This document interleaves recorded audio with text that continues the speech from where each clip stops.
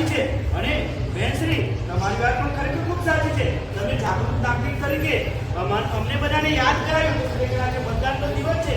તમામ workers, managers અને તમામ જે પણ કામદારો છે તે કહી દો કે કોઈ પણ પ્રકારનું કામ આપણે આજે બંધ કરીએ અને જેમ બને તેમ ઝડપથી આપણે મતદાન કરવા માટે